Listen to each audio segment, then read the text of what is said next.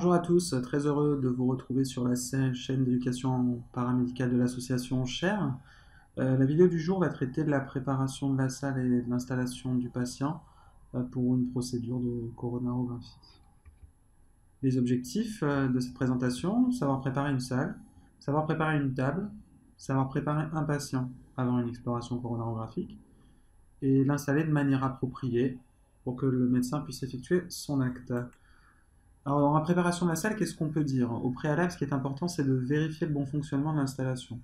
C'est-à-dire que tous les matins, entre chaque acte, il faut s'astreindre à une vérification. Est-ce que l'arceau à rayon X fonctionne? Est-ce que la baie dynamique qui est allumée fonctionne?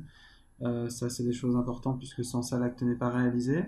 Le matériel de sécurité, les défibrillateurs et les fluides médicaux doivent être fonctionnels et vérifiés au minimum quotidiennement. À disposition, on doit également toujours avoir un pacemaker externe et une sonde d'entraînement électrosystolique et également le matériel nécessaire type stent couvert au cas où on a une procédure complexe. La salle doit être propre, c'est une évidence, ça doit subir une désinfection scrupuleuse. Alors, j'essaie de vous présenter un schéma qui est notre mode de fonctionnement. Il y a plein de modes de fonctionnement qui existent par rapport à la désinfection. Donc, ce que je vais vous proposer, c'est une des méthodes. Ce n'est pas forcément la meilleure, mais vous pouvez vous en inspirer pour élaborer la vôtre. Chez nous, il y a deux types de désinfection. Une première désinfection qui se passe entre chaque acte. Entre chaque acte, on enlève le linge sale, les champs qui sont notamment sur la table d'examen. On vide les poubelles. On lave la table avec un produit nettoyant désinfectant. On lave le sol avec un produit également nettoyant désinfectant et on attend que le sol soit sec avant de réinstaller le malade. En fin de journée, le deuxième type de désinfection, c'est on refait la même chose qu'entre les deux actes, sauf qu'on y ajoute tout le nettoyage des surfaces verticales, le nettoyage des locaux adjacents, toujours avec un produit nettoyant désinfectant. Et on va dire qu'on va s'attacher à faire la salle, comme on dit, à fond, c'est-à-dire nettoyer toutes les zones qui n'auraient pas été faites entre chaque patient. C'est très important ce point-là parce qu'une salle propre, ça reflète deux choses. Ça reflète votre organisation, ça montre que vous êtes dans une structure sérieuse et ça va vous éviter tous les problèmes infectieux qui peuvent exister. La préparation du patient, tout aussi importante. On pratique une dépilation du bassin et des avant-bras. Alors, pour la coronarographie, il y a deux types de voies d'abord, la voie radiale et la voie fémorale. Il faut préparer les deux. Pourquoi? Parce que parfois on passe en radial et on n'y arrive pas et on transforme en fémoral. Alors s'il faut aller dépiler le malade une fois qu'il est sur la table, c'est une perte de temps. Donc nous en tout cas on pratique la dépilation du bassin et des avant-bras pour tous les malades. Petit déjeuner léger avant l'examen, il n'y a pas besoin de manger une grosse quantité de nourriture avant, on ne sait jamais, même si les produits de contraste ne procurent plus les sensations de nausée qu'il y avait sur les produits de contraste il y a 15 ou 20 ans, un petit déjeuner léger avant l'examen, c'est quand même mieux. Maintenir les patients à jeun, c'est pas une bonne chose. On sait que c'est un critère qui a tendance à les stresser davantage, donc nous on préconise un petit déjeuner léger. Une voie veineuse périphérique, important pour pouvoir injecter quelque chose. Il faut faire attention quand on la pose à préserver les accès.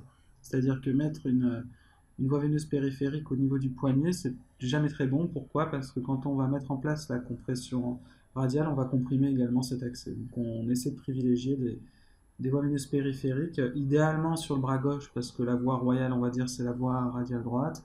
Donc plutôt bras gauche et pas au niveau de la radiale. Éventuellement, on peut prémédiquer le patient. Les patients qui sont particulièrement stressés, on est quand même dans une position inconfortable quand on va faire ce type d'examen. Donc on peut éventuellement préparer des prémédications ou avoir un protocole en ce sens. On va voir maintenant l'installation du patient et la préparation de la table. Pour cela, on va utiliser une petite vidéo que l'on a enregistrée pour... Alors vous voyez, le patient est installé en décubitus dorsal, hein, voilà, dans la salle, allongé sur le dos. On met en place un scope. C'est l'infirmier qui s'en charge, donc on met deux électrodes au niveau des jambes et deux électrodes au niveau des épaules. Et on va ensuite installer un petit support Alors nous, on a un support qui est dédié, mais vous pouvez éventuellement vous fabriquer ça avec une planche, hein. Il faut simplement qu'on puisse avoir le bras voilà, en extension et en rotation, vous voyez, externe, de manière à dégager la radiale. Vous avez pu remarquer que nous, on met des petits patchs anesthésiants, des patchs d'EMLA. Voilà. Bon, c'est relativement onéreux, c'est assez confortable pour le patient. Voilà, néanmoins, on peut s'en dispenser. S'ils ne sont pas mis, c'est pas gravissime. Vous voyez, le poignet est en extension et le patient est installé sur le dos. Voilà. Par la suite, l'infirmier va préparer la table de manière stérile, comme vous pouvez le voir, enfin stérile, de manière aseptique. Donc on fait attention à ne jamais toucher l'intérieur euh, de ce champ. Voilà, là vous voyez qu'il met les mains systématiquement dessous. Et il va par la suite disposer sur cette table toutes sortes de produits, enfin tout le matériel dont on aura besoin pour faire une coronarographie. On verra ça un petit peu plus tard. Toutes les sondes que l'on va utiliser et tout ceci sans jamais toucher le champ intérieur, donc de manière stérile. Donc ça c'est important de bien apprendre à mettre une table. Là vous voyez c'est les gants. Il va maintenant disposer la blouse pour le cardiologue. Vous voyez dans sa manière d'ouvrir le paquet, il ne touche pas à l'intérieur, jamais, jamais. Et il le pose délicatement sur la table sans la toucher. Voilà. Par la suite, après, on va pratiquer également une désinfection du patient.